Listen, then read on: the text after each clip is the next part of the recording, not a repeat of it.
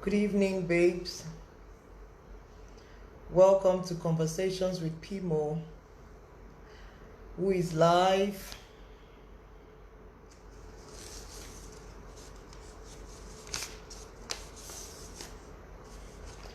It's another Wednesday evening. Who is... Hello.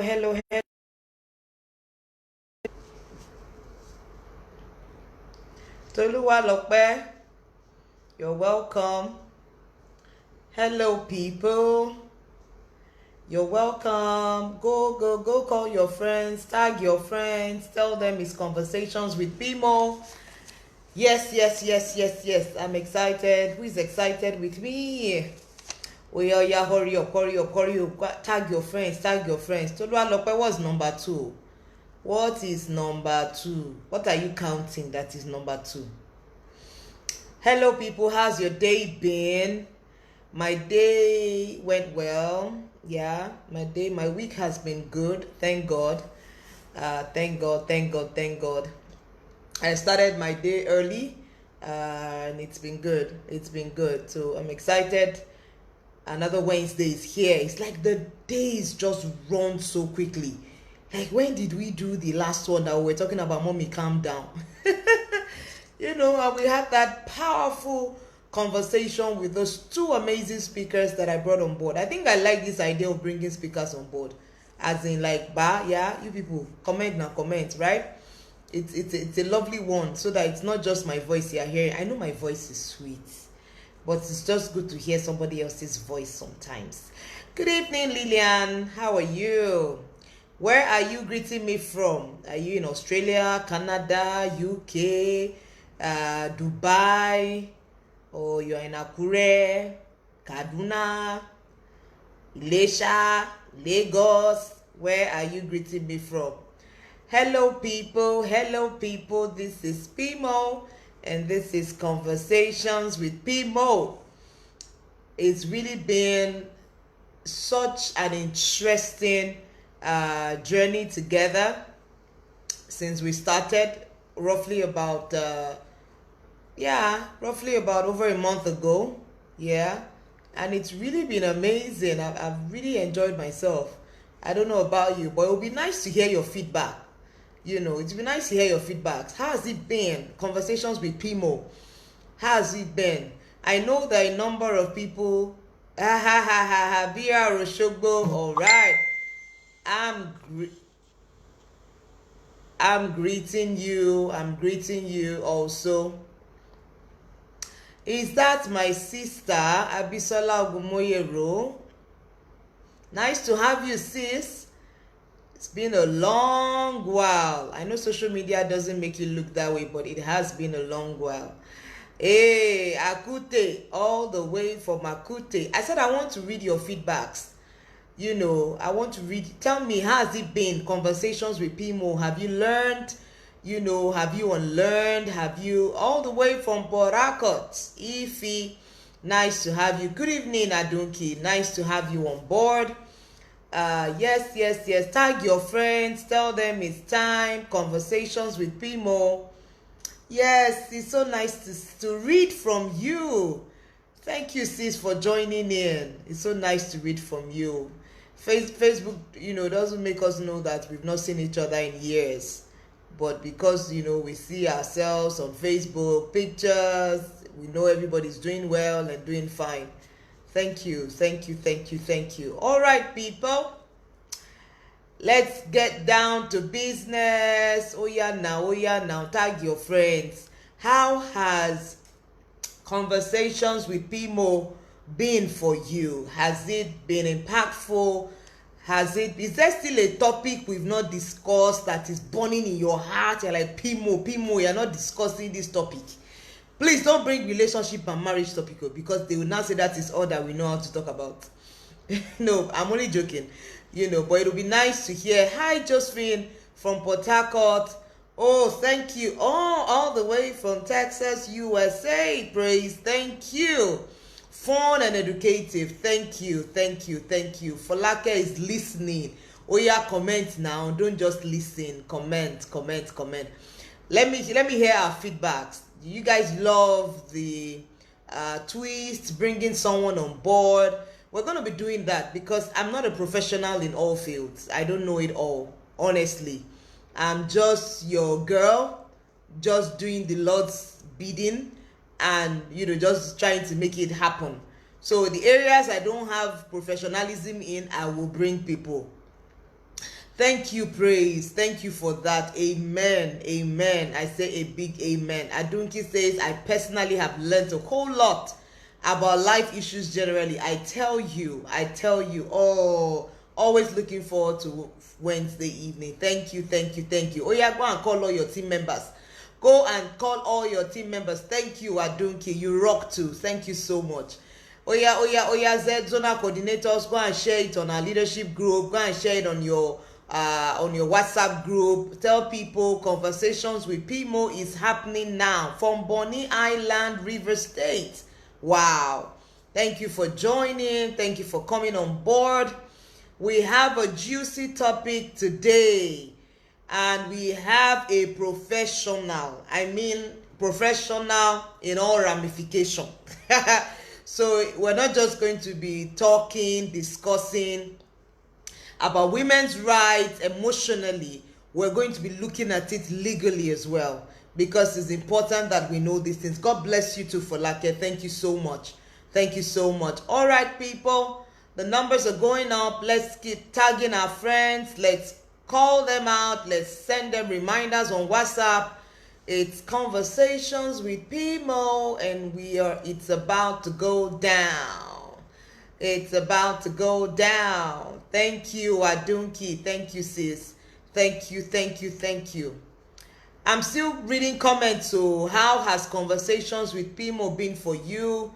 Has it been a blessing? Has it been worth your time? Have you learned something? Have you gained something? Have you become a better person because of it? All right, people, let's do this. Let's make this happen. Share with me your thoughts, your ideas, or possibly a suggestion you have. Talk to me, people. Talk to me. Let's make this happen. Oh, when I brought Folake on, yes. I'm telling you, and I sent you guys forth to go and touch. Remember, I said I send you forth to touch. Yes, Sandy White, is that time again when Pimo is in your face. Yes, good evening, Grace. You're welcome. Where are you dialing in from? Sandy White, where are you dialing in from? It would be nice to know where you're dialing in from. Yes, so praise. Don't worry, Folake is coming back. Oh, that one, my buddy, she's coming back. Don't worry, I am bringing her back. I'm bringing her back. Life. You know what I just realized over the years, and let me just chip this in before we dive into what we have today, is the gift of people, the gift of relationship. Never take it for granted. Never ever take it for granted, especially when all of you were still rolling, especially from university days. Nobody has hammered, nobody has made a name, as it were. So we can build relationships from there, so that when we hammer, you get that thing. When we hammer, when we enter White House, and if it's not White House, we enter Aso Rock. We manage Aso Rock. When we hammer, we can start calling people, and they cannot tell us we cannot see them or we cannot call them. It's my in-house joke with Folake. Whenever myself and I say, Folake, will you call me? They will tell you, PA will pick call and say, excuse me, who are you, ma? It will not happen. There are some friends like that. There's no height God takes you to, that they will bypass protocol, and the truth is, we really don't know how far we're all going. Honestly, we don't know. That's why you don't treat people anyhow. And even when there are issues in relationship, you deal with the issues and save the relationship. Deal with the issues. Let's always learn to separate issues from people, because we never know. Honestly, we never ever know where these people would be of need of relevance in our lives. There are people today, no matter how busy their schedule is, just a phone call from Pimo, they will shift it, they will turn things around, they will reschedule and say, Pimo, I can't say no to you. I feel so honored when, I have such people. Like the speakers we had last week, it was few minutes to the conversations with Pimo that I called them, and they said, yes, Pimo, I'll be there. Even if I had something doing, I'll be there. That is honor. So guys, take advantage of relationship. Let's not rubbish ourselves. Let's not belittle ourselves. Let's not just deal with ourselves the way we are. Favor, if you are online, just do a thumbs up. Let me know that you're online. Let me know that you're... Hi, Princess. You're welcome. Rosaline, you're welcome. Greetings from Ekiti State. It's called Ekiti, not Ekiti. Ekiti State. Praise God. Yes, separate issues from people. Honestly. There's a story I always love to remember, that I always love to use to elaborate on this point I just made. And I'll just quickly say that while we wait for our guest today, I hope she's not having issues logging in. Remember when Saul needed someone to play the harp for him, and one of his servants said to him, I know someone. He's skillful, he's a man of war, he's this, he's that, he's a handsome dude, and he fears the Lord. And the guy recommended him to Saul. Hey, may we have people like that in high places that will recommend us if we are not the ones in the high places. Do you understand? Now, we don't know the back end of that story. This is just my brain working. Peradventure, that guy was David's childhood friend, or that guy had seen David play, constantly in the market, and all of that. And he just had to recommend him. He said, this guy, what they needed David to do was not to just play harp. It was to play harp to cast out the demons inside Saul. It was to play harp to calm the possessed king. So it's not just... So before you are recommending somebody, even you yourself, that person... today, let's not even go into that one. No. Businesses of today, it's hard to recommend people. Because they've shown you, even your friends self, to recommend themselves is... it is well. Don't let me digress. Let me read what we have here.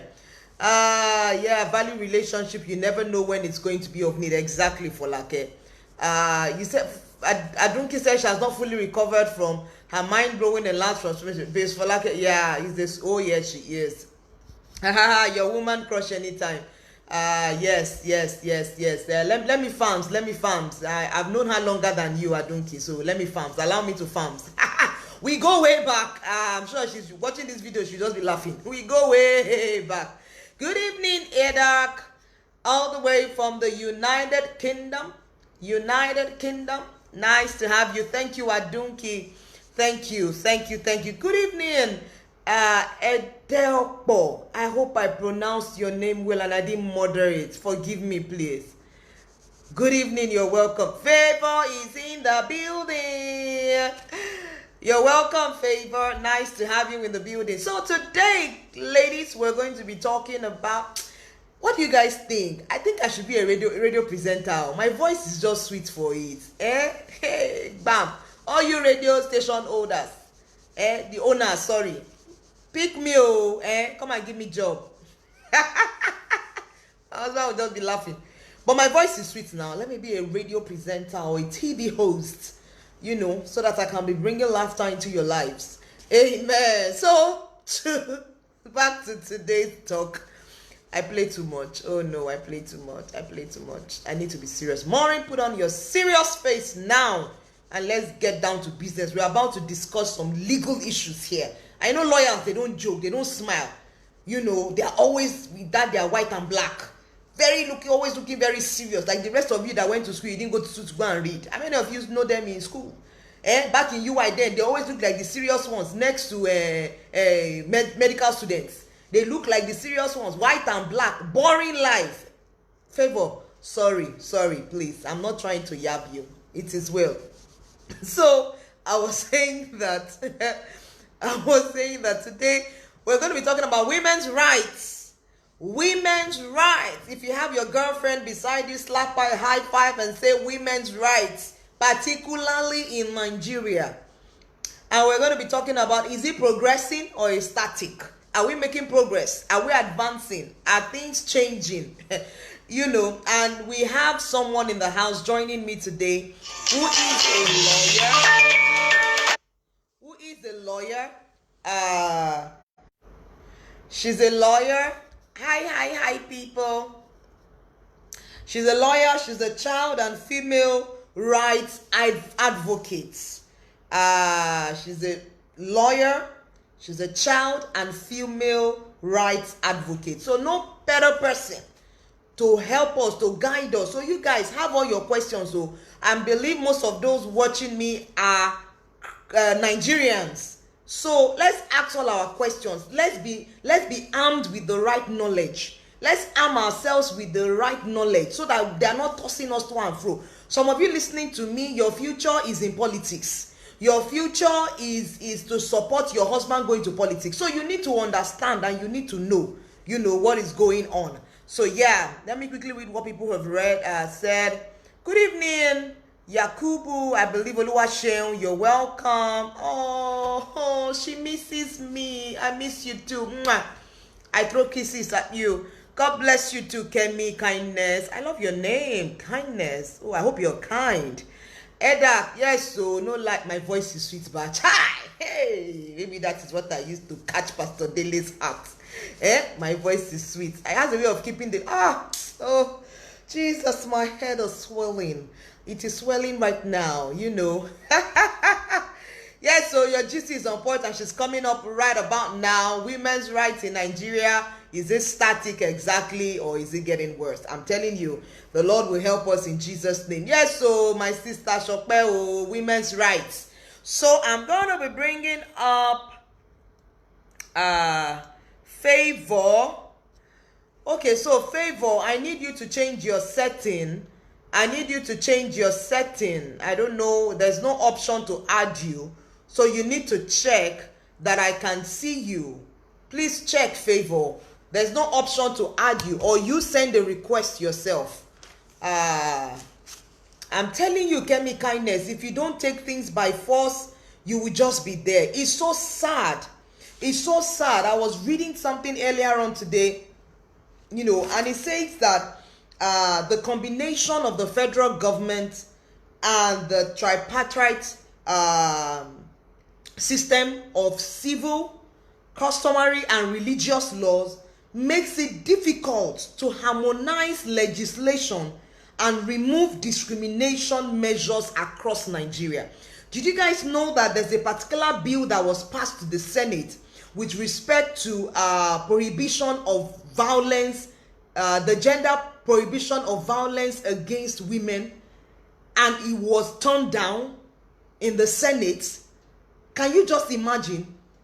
And that's why you'll find that a woman loses her husband dies, and Nigerian law cannot back her up to be the rightful next of kin, or to have access to the property. No, religious law will come up, customary law will come up, civil law will come up. So at the end of the day, who is protecting us as Nigerians? Who is protecting? Do we even have rights at all? Do we have rights at all?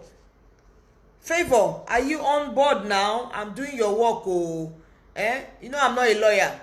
Favor, check your settings. It seems I can't see you to add you. So I need to be able to see you to add you. Please check your settings. I can see you here, but there's no add. I can't add you. So please check it again. So women's rights, do we have rights at all? Do we have rights in marriage? Do you know that if you go to police station to report that you were raped by your husband, which is very possible, they will not take you seriously. In fact, if you go to police station in this Nigeria to go and report to your husband, even for domestic violence, they will tell you is family matter, go and settle it. I'm not joking. So you begin to ask yourself, how are we protected? Okay, Favor, keep trying. I'll keep checking. Keep trying, please, or you ask someone to help you check.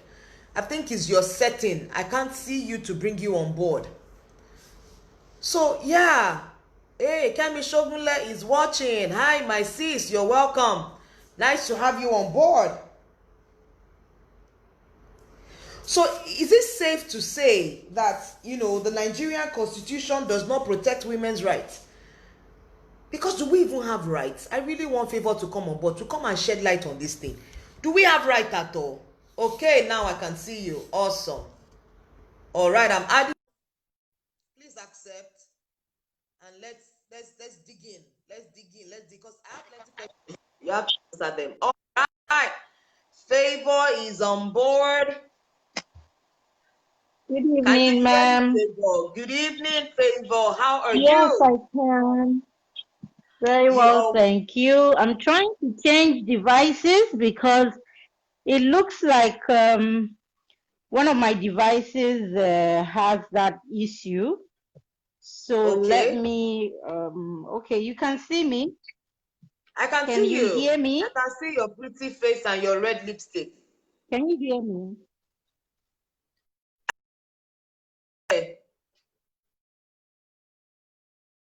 Lipstick, right?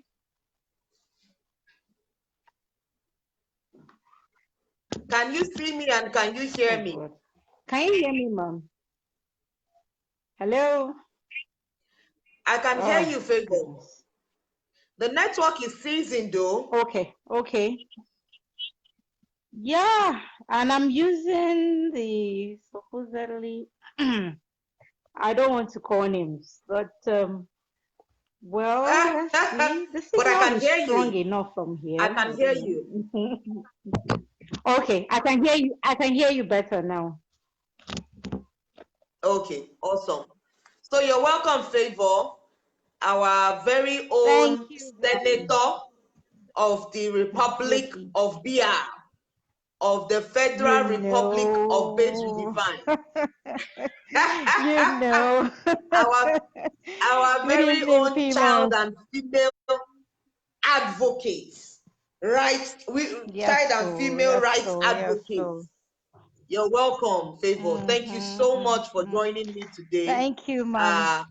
You are the appropriate person to tackle this issue because this is your domain.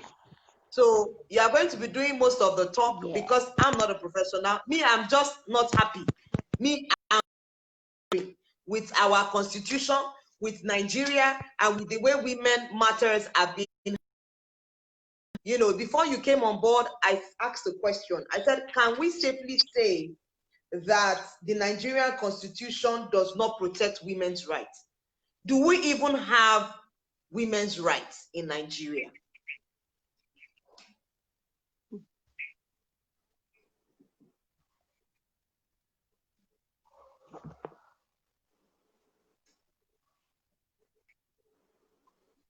Favor, are you still there?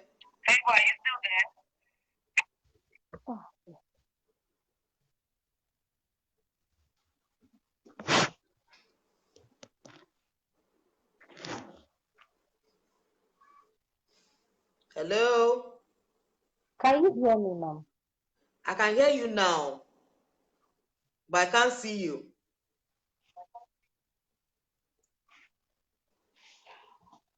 Okay, can you see me and hear me? Yes, loud and clear. All right. Okay. You asked the question, can we safely say that the Nigerian constitution protects women's rights? Yes. Do we even have women's rights? Okay. Simply put, women's rights are human rights. Okay. Okay. There are rights that we're going to start from. Okay, what we have, which is that United Nations has enshrined in certain conventions. I'm trying to keep this as basic as possible. Okay. So the United Nations has enshrined certain rights, in international conventions that accrue to every human being for the basic fact that you are a human being.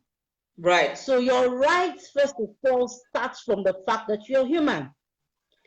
Before we now begin to look at it from the gender perspective. Right. All right. So now, for instance, every human being has the right to life. The right to, certain basic amenities because you're human.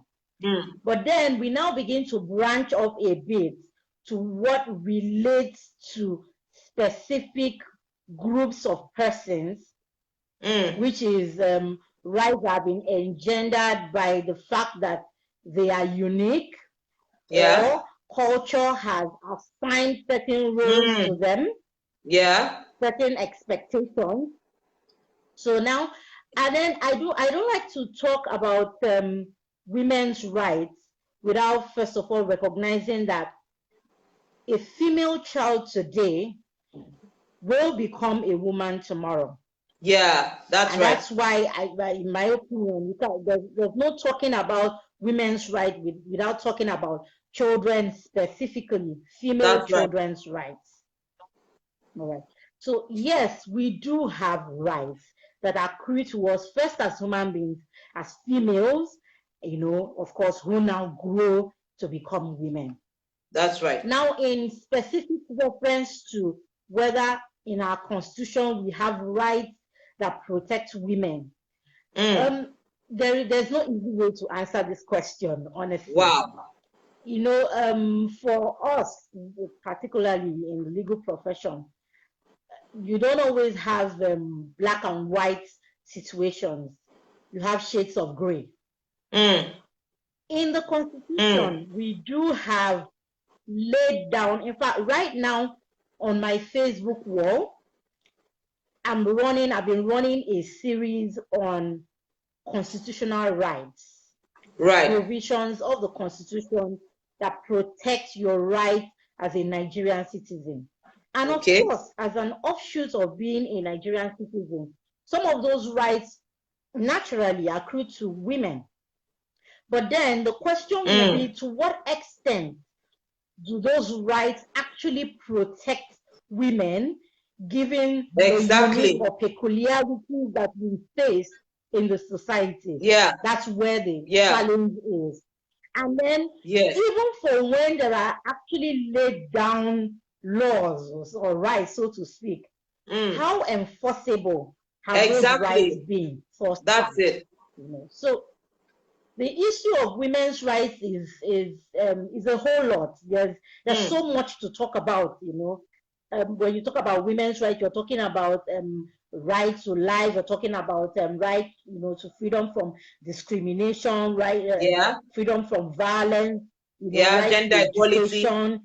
Right, there's so many aspects, to it. So I don't know. I do know that in our conversation we talked about particularly rights to protection from spousal abuse, for instance, and right to property. But like I said, so many issues, relating to women's rights, and first and foremost, starting from when this woman was a female child. So we have issues ranging from female genital mutilation, which unfortunately till now is still an issue in a number of states in Nigeria. That's right. Of course, yes, that's something that happens for females who are aged 0 to 18 mostly, and you have issues of child marriages, Yes. You have issues of suffrage. Statistics has it that not just in Africa, not just in Nigeria, most countries had a different date of suffrage, that is the right to vote, for women than that of men. Wow. For instance, in Nigeria, when in 1922, when we started with the Clifford Constitution, okay, women were not given right to vote up until the Constitution of 1979. Now you can imagine how many decades have passed. You know, so like I said, there are just so many. I don't even know that it might be best that you guide the conversation, because if I want to talk, there are so many issues surrounding women, and particularly women in Nigeria. Yeah. And we can't exhaust it. You know, I've had occasions, I've had forums, I've spoken at forums where people say, what we've hit at this so hard. This women movement is not ending. You keep talking about it. There have been changes. And I think to people, we're talking about it because there's still a lot to be done. Sometimes it does look like we've made some progress. I wouldn't argue with the fact that we've actually made some progress. We're not where we used to be, but sometimes it does seem like we take 2 steps forward, and I don't know. I don't want to say. I don't know how many steps to quantify 4 steps backwards. You know. Yes. You know what I want to ask? We're still. Yeah. Go ahead. Complete your statement. Okay. So yes, as I was saying that, you know, it just feels like we're still rigmaroling around the same issues. Yes. It looks like we made some progress. And then we find that, you know, with every new generation, so to speak, we're still dealing with the same issues. Could it be because we don't have a number of barring the issue? Could it be because we don't have a number of women in position of authority to enforce these things, like in the Senate? And in what is the percentage, the statistics of women in leadership, women in authority, women in positions, you know, like the Senate, like the House of Rep, you know, do we have enough women? Is the problem from there? For example, there's a bill that has been passed that was turned down, and I'm sure you're aware of that, about prohibition of violence against women. The bill, it was turned down in March, as I read. So is it because we don't have enough women? Probably, but maybe you enlighten us, the statistics, the percentage of women in leadership, you know, in position of authority, to be able to influence this and enforce, you know, these things that we're talking about. Okay, I will start with responding to the issue of statistics of women. All right, I think that beyond the problem of how many women we have in governance, we need to first of all deal with what the women who are there are doing. And that's why I think I mentioned in one of those forums where I've spoken that I'm very passionate about what happens with female children, because that's the starting point. Exactly. If we do not deal with the confidence level of the average woman, regardless of what happened, regardless of how much we are able to push and women get into positions of authority, that remains a key problem. If a woman sees herself as some kind of do I use the word stooge, tool in the hands of, say, a political party, right, and you are in a position of authority and you are not able to stand your ground, and do the things for which some other women, some other people have given you support, right, to, or lend their voice, their support, their hands to you to go do, Right. That reduces our potential, our ability to have more women in positions of authority. Okay. A few years back, we know about the woman who was in the House of Reps. Okay. And how things went downhill for her. You know, that within a particular circle that I belonged to at that time, funny enough, I was still a student, but within a particular circle, I know how much noise was made about the fact that, oh, we had said it. Women keep saying they're not giving opportunities. But look at it. And unfortunately, these are things that the male folk have done over and over and over again. But we have, to some extent, put ourselves out there to say the reason why things are not better is because we haven't been given the opportunity. So it starts from, first of all, recognizing that a woman who has the opportunity to do something in her environment, in her sphere of influence, owes it not just to herself, but an entire generation of women to set the record straight. To actually take huge strides that will bring about change. Because what you're doing will not just have an effect on you, but have an effect much larger than you to generations down to come. That's right. So, yes, whilst we agree that right now we have just about do I say we have definitely less than 10%. Less than what? We have definitely less than 10%. Wow. Representation. Wow. Yes. If you want to, the one place I would say that there seems to be some kind of stepping up will be with the judiciary. We have a good number of female judges. Okay. But if you look at, if you step out from there and you're looking at the other two arms of government, you're looking at the executive and the legislature. Wow. Close to 10% is such a poor number. It's such a poor number. Very, very, very poor. Very poor. Wow. And that's why I sought to address, that's why I sought to look at it. Oh God. I'm sorry. I hope you can see me. NEPA has struck and I'm no, it's okay, but we can hear you. It's fine. Yes, yes. Okay, so I was saying that is why I feel that our focus should start from what happens, with our young girls.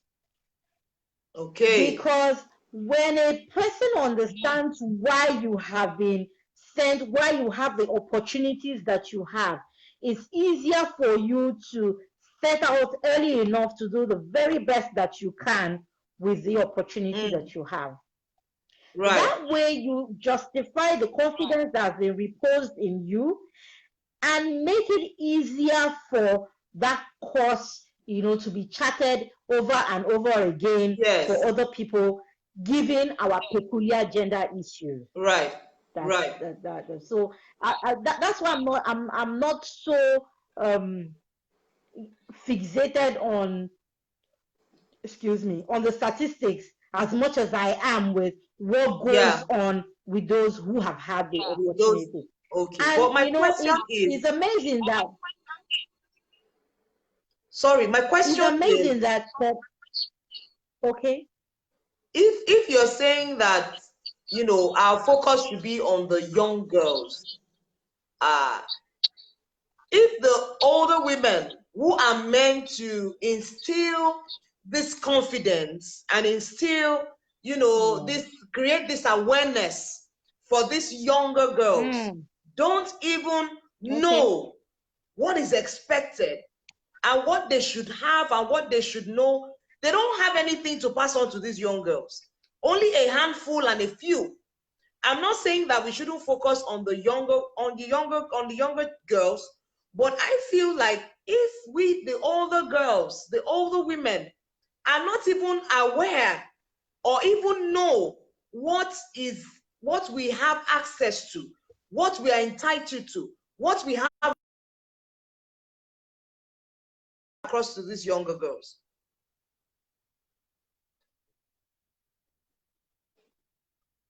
Of course, this is not to say Hello, that Favor. we're removing. Wow. Okay. Yes, I'm back now, right? All right. Okay. I can hear you now. Can you hear me? Okay. Of course, this is not to say, I'm not suggesting that we remove our focus from women. I'm all for both. I've advocated, I still advocate, I campaign for women empowerment, women rights, all of that. I'm saying that the place to start, which is why, you know, I'm proud of what we do in Babes Redefined, that's the foundation of our issues. Right. Let me explain this a bit further. The percentage of women in Nigeria who understand that their lives are, or what their lives are about, goes way beyond marriage, or maybe having some funds to shop and holiday and, you know, basically just take care of them and their families. I don't know, I don't have the statistics, but I do know that in everyday conversations with people, the number of people or the number of women who understand what their lives are about, who are confident enough to live their lives with or without a male figure in it, is really low. It's really low. That's what we're saying, the same thing. Yeah, it's really low. Yes. And the problem with this, or the reason for this, is because culture, society has sold us the lie that what makes a woman complete is the presence of a man in her life. That's it. For some to reason. Be married. Yes. Whether as a boyfriend, a fiance, a husband, you know, there just has to be some male figure. And for those who are not married yet, or even not of marriageable age, the other day on my work, Pimo, you know, we were talking about getting a haircut. Yes, so and how a lot of people I know, younger girls that I know, I didn't even know it was that bad, because I was looking at it from the angle of a married woman getting a haircut, and they're saying get your husband's permission. But a lot of my younger friends came on you know. But on the can we talk about that a bit, Favor? Can we talk about that a bit? Because it's part of what I wanted to raise with you today. As in, why would any baba saying that a young girl, married or not married, cannot decide to have her haircut simply because on her own? Why? You understand? So that's the thing. So the idea that you require the backing of some man, whether as a husband or a father or a brother, because these younger friends of mine came online to say, came on the post to say, I go to get a haircut, and the barber, of course, seeing their age and all, knowing that they are not married, is asking for them to come with either an elder brother or a father. Are you for real? You know, in this Nigeria? Yeah, I'm telling you, I'm surprised you've never experienced it. Like, you heard how many people who came to talk about their experiences. And you screenshot a comment there. You remember? You screenshot a comment there when someone had said that God created her. It is the way God made it. In fact, that the Baba is right, because the Baba knows the scripture and is fulfilling the scripture, which is that which makes credence to the fact that the Bible knows that her husband is her head, and she quoted that scripture out of context to say that she is meant to fulfill her husband. She was created for her husband's desire to fulfill it, something along that line. I can't remember the exact words, but that's the kind of society we live in. So women have gotten so used to the idea that they are there for the sole pleasure of men, that it now becomes very difficult, apart from people who are now beginning to see the light and people who have understood God's word in proper perspective, who now see that, I have a life. I'm me, first of all. God created me as an individual, first and foremost, before we can now begin to talk about the other roles of a wife, and daughter, mother, and all of that. So because we have this problem, it makes it easier for women to, in quote, be manipulated by some of these other influences, even when ordinarily they have had the opportunity to be in places where they can effect changes. Exactly. And that's what worries me about what we see in today's world. Now, of course, this is not to disparage or deny the fact that there are women who have, excelled, outdone themselves in positions of authority. But they are in the minority. They are in the minority. Exactly. So, and Favor, I would like to ask you. And the thing is, because yes, ma'am. Okay, finish what you want to say, then I'll ask you this question so that I don't change your train of thoughts. Yes. So I was going to say that the thing with this is the understanding that we are in a time where women are not getting as much chances as ordinarily they ought to. Puts us in what's the English, in a precarious position, right? Now, what should ordinarily happen is that whatever opportunity a man has, a woman should ordinarily have the same, right? But that's not what happens. So what that engenders is that everyone who has the opportunity, or who has the what's the word, the advantage, has the clots, a level of influence, should exert it as much as is possible.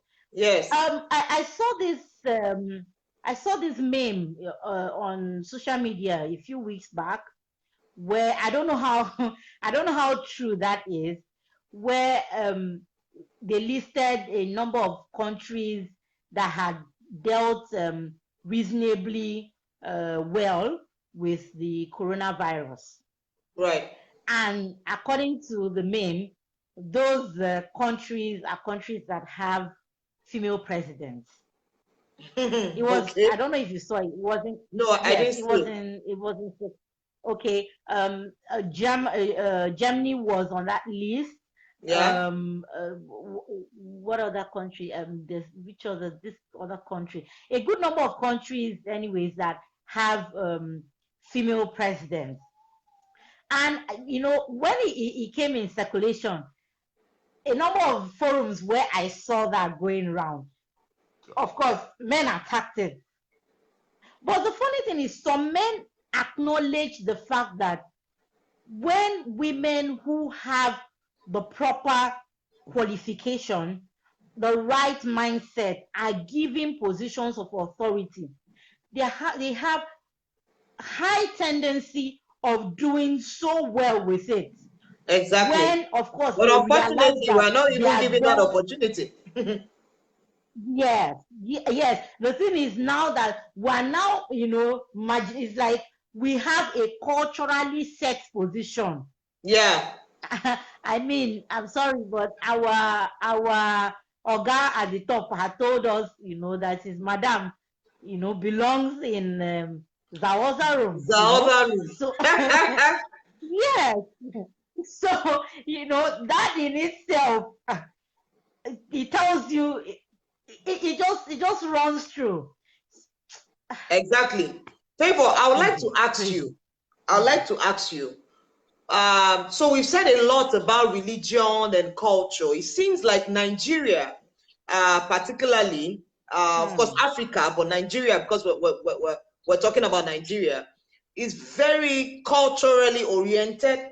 Falake just wrote here and she said cultural hula baloo, and I can't agree less with what she has said.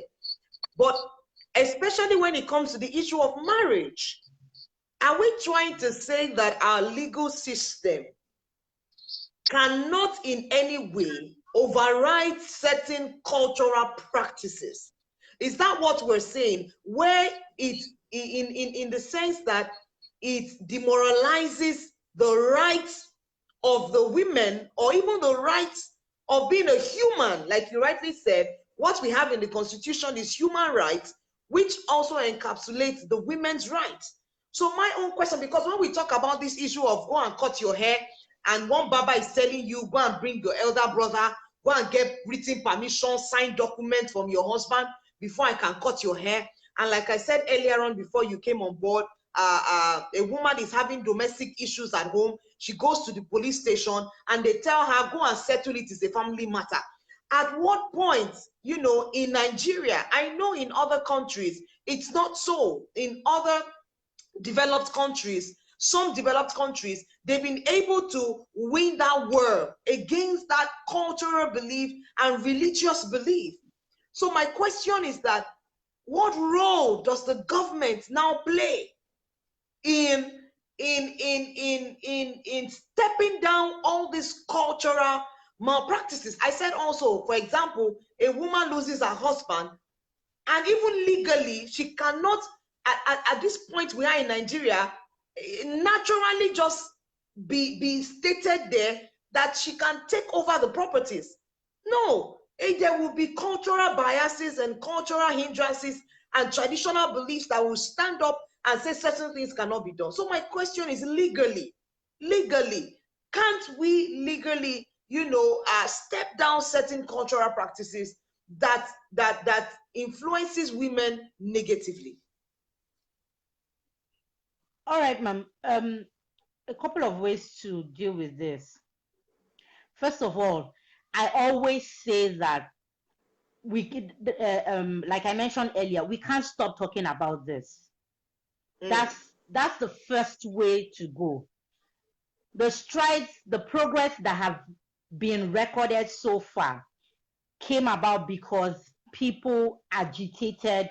There were discussions around this, protests, campaigns, awareness movements, CSOs, and all of that. So we can't stop talking about it. But the thing to recognize is that there are some things that are not just, at the doorstep of the government. There are roles that we have to play for ourselves. Let me explain. Take, for instance, the issue of marriage and what happens within a family in relation to property. First of all, you do know that we have a multi cultural, or let me say a bi-marriage system, in the sense that in Nigeria, a customary marriage is valid in itself. And then there is the legal marriage, what we call the statutory marriage. So you can go get married customarily, and that's valid. And you can get married in the registry or get from, and that's valid as well. Now, what happens? So you're saying that the traditional marriage is valid legally? Yes, that's a valid marriage in its own, but that's a different system. Because it's a different system, it is protected by a different set of laws. So, for instance, if someone gets married, they pay your bride price, do all of that, and you go to your church and do what we call celebration of marriage, maybe because your church is not licensed to carry out a statutory marriage, what you have, regardless of the white dress that you wore, what you have is just a customary marriage. That's and right. what will guide what happens with you, your spouse, your properties, are the customary laws to which your husband is subject. That's right. Now, the truth of the matter is that there's an extent to which government can regulate customary laws. Of course, we have customary courts. We have a test, there's something we call the repugnancy test, which is that if a custom is repugnant to certain laws or certain principles of equity, then that customary law will become null and void to the extent of its repugnancy. And that is why recently, in relation to the issue of property, the Supreme Court shut down, that was in between 2014 or 2016, the Supreme Court delivered a landmark judgment, saying that a child, a daughter, was entitled to her father's property. Wow. All right? Entitled to her father's property, regardless of the fact that her father's kinsmen have brought this action, saying she's a woman, she should go to her husband's place and look to this and that. But of course, this is because someone took action. That's right. Someone went the whole haul. Someone was ready to do what that case took years. In fact, we first read about that case over 10. That case had already come up when I was in the university, and that was over 11 years ago. Wow. So you can imagine how long it took for it to get to the Supreme Court. That's how many right. of us are ready to do what is necessary? But then that is even because this is a custom that the law has now stepped in to say this one is repugnant to the laws or the principles of natural justice. That's right. So now the simpler thing I tell people or I talk to people about is that when it comes to issues that you can help yourself with, you should. So for instance, if you're getting married, you should check what are the customary laws to which my spouse has subjected himself to, either by conduct, or by association, or by the way he has lived his life. And then secondly, you should be sure that you are getting a statutory marriage. So is my church licensed, for instance, to conduct a statutory marriage? Because that kind of gives you, a certain layer of protection. Yes. And then, for instance, you should also check who your husband has listed as his next of kin. You should also encourage your spouse to make a will.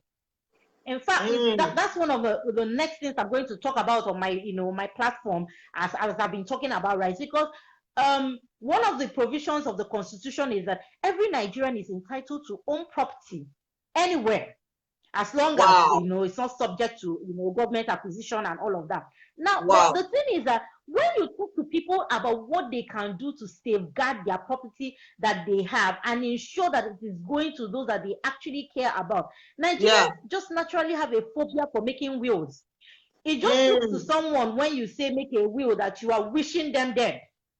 You are saying I am going to die. So you mean some people still think that way?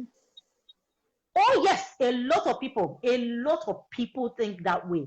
In fact, I've had to severally encourage some of my clients to say, all right, let's make a deed of gift. So now that you are alive, if you're not comfortable making a will, do a deed of gift, gifting this and this to who you want to own it now. So that you do not say that I asked you to do a will and I'm wishing you dead. So, the Nigerian government, can they do a lot more? Yes, a resounding yes. But I'm also of the opinion that the little that we can do in our corner, for instance, the laws that do exist, if people don't take actions, if people don't take the step, I'm sorry to say we're docile people. We love to live and let live, as it were. We are very So active on the social general, media. We can type. yes, but people, even when they say they want to consult, they want legal representation, they're not willing to do what it requires for the most part. Exactly. For the most part, if we are people who believe in waiting until something has gone wrong, there's this wrong notion that a lawyer is for when trouble has happened. Meanwhile, there's so many things that we can do to protect ourselves from trouble not even happening in the first place, in the first instance, So that's why I started with the fact that we need to keep talking, and I keep I'm launching an onslaught of putting out legal information there, things that are relevant that can help people to take proactive steps, so that you don't even get to the point where it now becomes saving yourself from trouble. You can't prevent some of these things from happening. That's right. As for what the government can do, there are already existing laws that can, like you talked about, the Violence Against People's Act, of course, violence against not just women but children as well, the VAP Act. It's a pity that we've not done what we ought to. The funny thing is that that act had been it came out from what we normally call the general word for it is the women's law or the women's convention, the convention the UN brought about a number of years ago, and Nigeria had ratified it. Wow. We had ratified it, but now we have not domesticated. A good number of states have not domesticated. Let's talk about the Child Rights Act. At least right now, I'm sure that 11 states in Nigeria are yet to domesticate the Child Rights Act. And that's why we still have incidences. Yes, and that's why we still have incidences of child marriage. Exactly. Yes. Because they've not enacted that act. Wow. Exactly. Now, just a few weeks back, that was about 2-3 weeks back, there was this bill for amendment on the floor of the House, on the floor of the Senate actually, and it talked about, and there were moves for amendments of certain parts of our criminal code act, the Parent Criminal Code Act, is seeking to amend the requirement or the basis for determining rape, as it were. You know that ordinarily what our laws recognize is that rape can or rape is as carried out on a female. Okay, so it's seeking to amend that because, of course, we now know that men can be raped as well. And exactly. One of our female senators moved for one of the amendments, the amendment clauses on that bill to include spousal rape, but it was shut down. She was shut down. Was shut down. It was shut down completely. And the funny thing is that after, I brought that to a forum and we were talking about it, and a woman said that there is nothing like spousal rape. In fact, she came at me from a biblical angle and told me that her message is for Christians. That if I have not understood scripture, I cannot understand. That the consent a woman has given once a man has married her is an all-time consent. Can you just imagine that? Oh, yes. Oh, yes. So now, if a woman is thinking like this, you understand? Exactly. What do we now expect, Imagine that kind of woman in the house. She won't even raise the bill at all. Now, people, you talked about women taking matters to the police and they are asked to. Believe me, in this line of work that we have done, when you take matters to the police station, in fact, it is better for you that you meet with male officers. Wow. Because it is the female officers that will tell you, Madam, are you the first person? Wow. So, you know, that still brings me back to what I was talking about, you know, that we have a lot of work to do, A lot of work. disseminating the right information and dislodging the wrong mindset that Exactly. women have been given over time.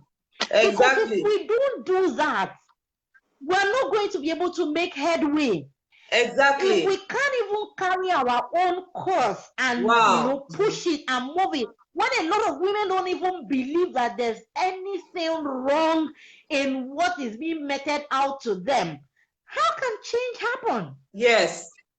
You know, so wow. Like I said, there are just so many. You know, when we talk about we talked about women representation in government, I can tell you for free now that a good number of the women who have been able to get to certain positions have gotten there either because some men or a group of men believed in them, you know, genuinely believed in them and their ability and what they can do, and or they wanted them there as yes, and supported them, or this group of men wanted them there as stooges.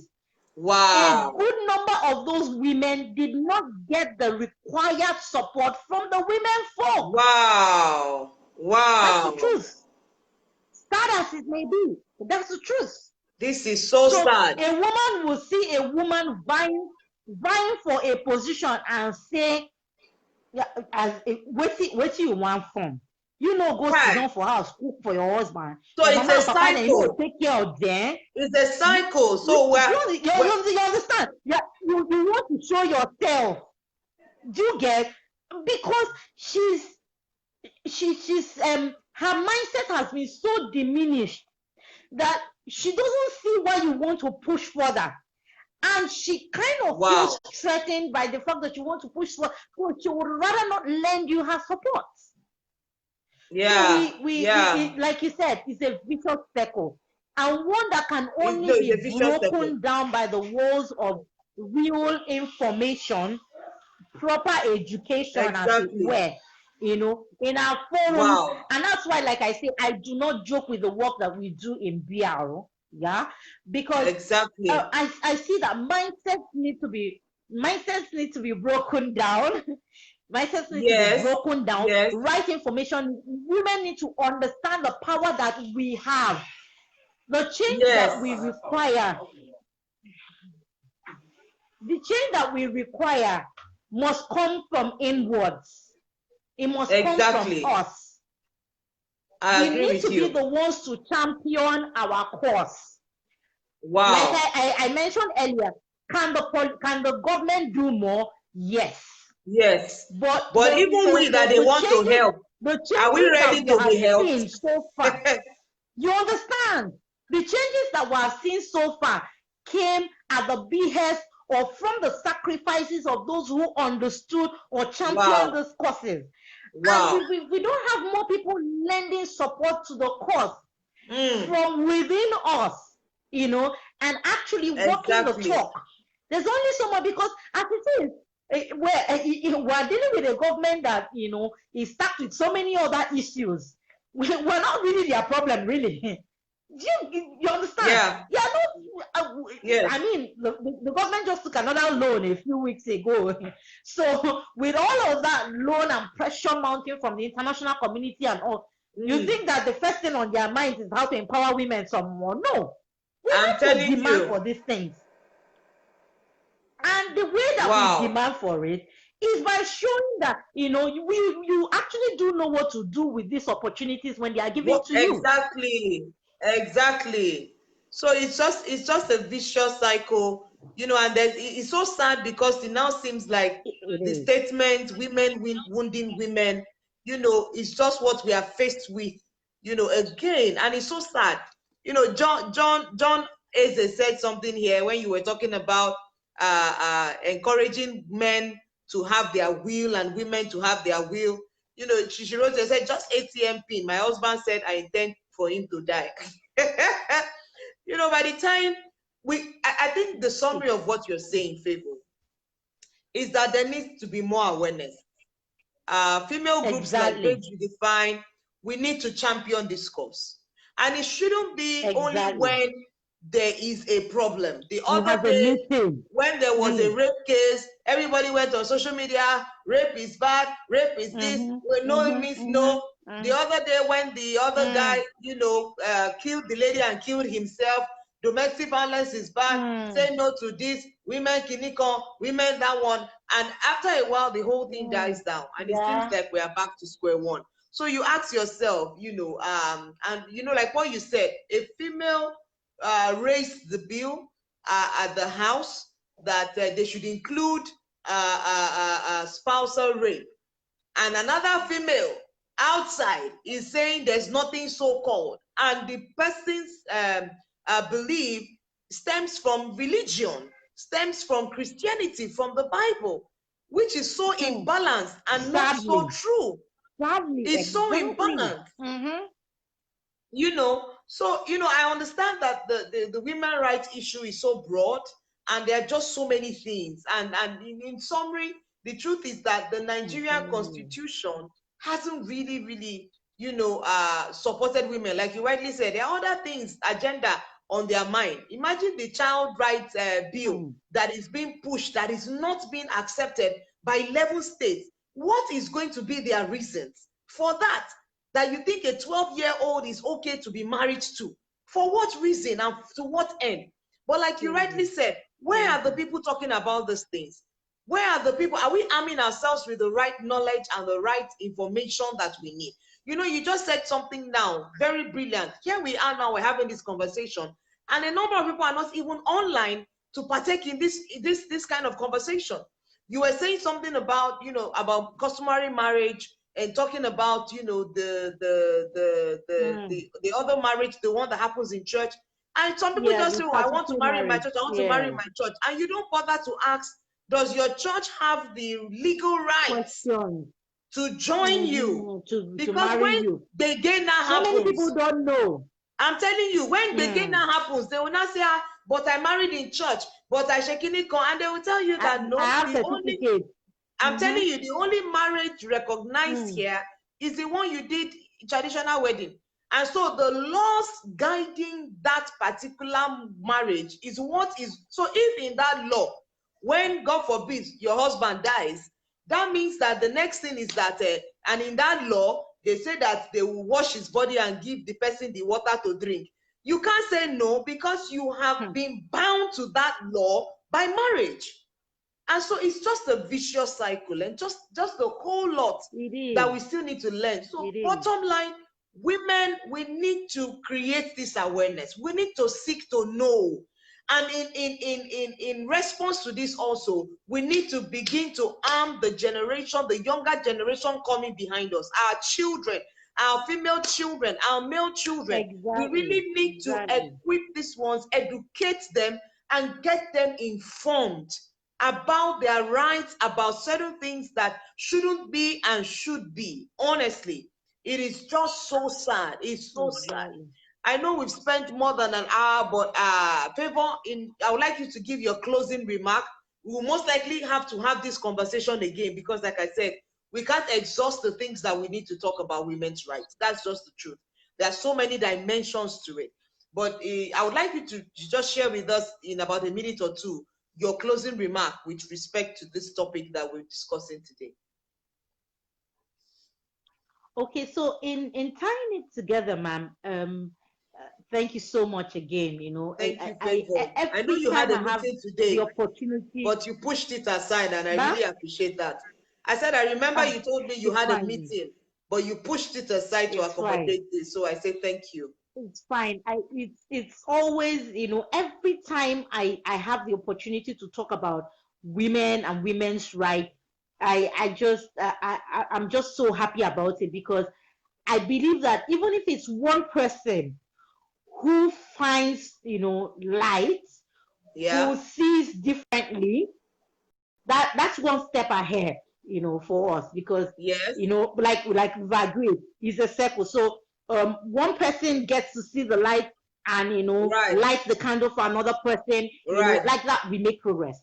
So Right. in tying it to what we're talking about, we did say women's rights, have they been progressive or static? Now I'd like to say that I have hope for the future, because we're definitely not where we used to be. This is not where we Okay. started from. From That's the right. issue of universal suffrage, the fact that women can vote and be voted for, Exactly. that shows some progression. Some progression. That shows some, Right. that shows some progress. Now, the issue of how many women are being voted for, that's a different topic. But the point is, women can be voted for Be now. voted for. Women That's can right. vote. Yes. And then before now, women couldn't own property. The law disallowed women from owning property. It was that bad. Starting from the times when we were still being colonized and all that, and then laws kept evolving until we got to a point where, in fact, there was a law that was enacted sometime in the 50s, 1951, 1953, married women's property law. Wow. We had to make a specific law that now allowed a married, that now determined what will happen to a woman's property that you probably even got, before you got married to the man. Wow. That will now determine what will happen with that property as at the time that you now got married. But while, in a time where women I can just, with my money, go out there and say, I covet this piece, this property, this building, and they ask me for they are not asking me for the consent of any man, and they collect my money and give me, and the property is in my name. So that's progress. That's right. But it's sad, that of course we still have the issue of some men don't do it, intentionally. It's inadvertently, and that's why for my clients, I'm usually very specific. If I'm preparing a document, a deed, an agreement, an assignment for my clients who are male, as far as I can help it, I insist that they have their wife's name there, because some people are not even thinking about it. Wow. So let's have your name there, one, madam's name there too, so that the property is now co-owned. Let's now come and see, that solves a good number of the problem, So that's some progress. And then when it comes to the issue of discrimination and violence against women, I'm happy that women are getting, more aware. Yes. It's sad that there are still women who think that it's okay. I listened to a radio show that was late June, and some women were still saying that if the man in their lives does not hit them, they take it to mean that he doesn't love them. That to them is a sign of disaffection. Wow. So, I don't get the logic. Yeah. Wow. But a woman somewhere thinks that a man being violent interprets or spells love. Wow. Like I said, I don't get the logic. Such a warped mindset. Such a warped mindset. Oh yes. Oh, that's the word, warped. So, I'm happy that a lot of women are becoming aware of the fact. I know a good number of women who have said no to abuse, who have walked away from abusive relationships. So we've gotten to we've made that shift. It might not be all that we want yet. Yeah, we're not there yet. We're on the journey. Or the we've made progress. Mind shift that we want yet. We're not there, but we definitely have made some moves. So I'd like to say that yes, it looks like, as much as there are still issues that we're still, because I didn't think that at this time we'll still be talking about, as a country, that we'll still be talking about female genital mutilation. That shouldn't still be an issue right now. Child marriage shouldn't still be an issue right now. But those are the things that makes it look like it is static. So I think that a good way to wrap this up is to say that there are areas where we have made significant progress, improvement or progress, but there's still a whole lot more to be done. And the way to do it is be equipped with the right knowledge. Ask questions if you may. Right. Read if you may. There are things. The truth of the matter is that we're borrowed a lot. We're borrowed a lot from foreign jurisdictions, from the people Western who colonized us, and other. So if we're borrowed all of these technology and ideas and all, and then we're still not talking about, people are still saying this is the way they do it in my place. I recently brokered a deal for I recently brokered a deal for a client, and the basis of that deal was that a woman whose father didn't give birth to a son, they killed goat and did some traditional rites, and she didn't get married. She was left in her father's house so that the father's property will not go to the general kindred. Now I was like, this one, it's not like you didn't have children, you had daughters. So who stopped you? What is the sense in saying that you would rather keep her in the house to give birth to sons from anywhere, who will not carry on your name, same property, than just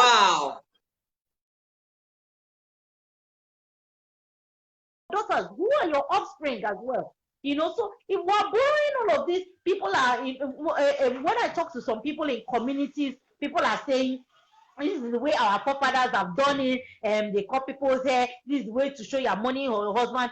And I ask them, I'm sorry, that phone in your hand with which you are having that conversation with your children and determining what will happen to the widow of your son. Sorry, did your forefathers use phone? Were they not sending messages through town criers? You should have still been using town criers to be communicating with your children in the abroad. I'm telling you. If you're willing to borrow things, borrow traditions, cultures from other people because you saw something that you like, we should be willing to, because in our communities, a lot of these things, the government, yes, that's why we have local governments and all, but like we've agreed, there are so many other things that are clouding their minds, which ought not to be. But even in our communities, people begin to actually bring their culture, their values, the societal values in line with what is fair and just, then a good percentage of this battle, for the enforcement of women's rights would have been won. So we've made some progress, but there's still a whole lot of work to be done. There's still a whole lot. There's still a whole lot to do. Thank you so much, Favor, for coming on board. Honestly, it has been very enlightening for me. And thank you for bringing your expertise on board to shed more light on this. I believe everyone listening, have learned one or two things. And in our own little corner, let's begin to create the awareness. One thing that dropped in my heart is people in leadership, especially churches. Churches also need to be equipped with this knowledge. Churches yes, I was going to say that the things that people hear from our pulpit, because we hold in high esteem, our men of God, the shepherds over us. And when they are carrying cultural stereotypes, and feeding it to us, that's another problem. That's another, like we have agreed. Our problem is an interface of culture and religion. That's it. That is it. Which is a very lethal mix. It's a dangerous combination. Very, very. And women have become major victims of these two things. Women have become major victims of these two things. And only the Lord will help us. But we'll keep talking. We'll keep talking. We'll keep creating the awareness. We'll raising our voices. Yes, we will not get tired. And for people like you, we keep supporting you when you're raising your voice. And above all, like you rightly said, ladies, you are listening. Let's arm ourselves with the knowledge that we need. For as long as you are in Nigeria, as long as you are a Nigerian, as long as you are a woman, you need to arm yourself with the necessary knowledge that you need. you know, to be able to pull through, and so that you can also pass the same knowledge to your children as you begin to have them, so that they are also armed and they know what rights they have, they know what is right, they know what is wrong, they know what they have access to, they know what, for example, now even our children, they are going by the road, they see policemen, they are afraid. You should be able to tell them, why are you afraid? You've not done anything. You shouldn't be afraid. Oh my goodness. So, oh my goodness, tell me so about honestly, it. we need to begin to educate, you know, we need to start first by educating ourselves, which is what you've done for us today, Favor, honestly. And I know it's just minute compared to so many other things we need to learn, which I said we're going to have a repeat of this sometime soon, you know, on another, talking about something else, but still in relation to women's rights. And you know, we shed more light on that on the brother space. So thank you so much for those of us listening. This is Favor, and she has you can follow her on her page. She actually discusses stuff. She's doing a series on legal matters that it pertains to women and to children. It would really do you good to follow her, honestly, and just, you know, learn one or two things and just be equipped, you know, with the necessary know-how and the necessary knowledge and information that we need. Because honestly, even though we're waiting on our government to do certain things, let's start first by doing our own. The little we can do, let's begin to do it by creating awareness, by arming ourselves with the right knowledge, and by teaching those we have access to, like we are doing today now on Babes Redefined, with the right knowledge. Thank you so much, Favor. I love you so much. I celebrate you. Thank you for coming on board. God bless you. Love to your family. And thank you. It has been so educative. Thank you. Let me release you. Yes. Thank you so much. I'm glad. Thank you, ma'am. Thank you. Wow, such an educative session. As in, I'm just like, wow. I knew a few things, but the statistics of those in government for women, 10%. Guys, that is low. Man, that is low. You know, and you know, her saying that most of those that are even there are there on two grounds. One, the men saw something in them and decided to support them. Secondly, the men felt, let's just put her there so that, you know, they will not stand in our way and she will just be there like a figurehead. No. Ladies, we need to rise up. We need to stand up. We need to begin to find our voice in this country. You know, it's not about carrying placards and making noise on social media, but we really need to be a bit more deliberate. And it's not about feminism. It's not about shouting for something that is not. And like she rightly said, it starts first by us educating ourselves. A lot of women are not even knowledgeable about certain things. We have been so beclouded by religion and culture. It's so sad. And that is one of our greatest undoing. Christianity is far from being a religion. Christianity is a lifestyle. Christianity is a relationship with God. It's beyond religion. And until we begin to embrace the truth, you know, that we have. If Jesus could have women amongst his disciples, yeah, they might not have been part of the core 12, but the Bible made us to understand that he had women who went about with him, you know, doing ministry. So honestly, and we saw Jesus interacting with women. We saw Jesus fighting for women, even back then. Remember the woman that was caught in adultery? You ask yourself, where was the man? If she was caught in the very act, was she having sex with herself alone? There must have been a man. Where was the man? But of course, the culture of the day, the religion of the day, released the man, and they brought the woman. And Jesus said, if you haven't done anything, cast the first stone. And she said, go and sin no more. But that man, what happened to that man? You know, the Lord will help us. And I hope that we'll be able to do our own part to, you know, to make this, especially with respect to educating our children, educating those around us, and creating the necessary awareness that is needed, you know, for us. It's been such an amazing show. Thank you for those who stayed on, you know, and joined in. And I believe without doubt that you were thoroughly blessed. and that you gleaned one or two things from this conversation. So till I come your way again next week with another juicy topic, stay blessed, stay beautiful, stay connected, and please stay safe. The Lord's protection be upon us all, and He will continue to guide us in Jesus' name. I love you guys. I love you all. God bless us. God bless the Republic of Babes Redefined. I love you. God bless you.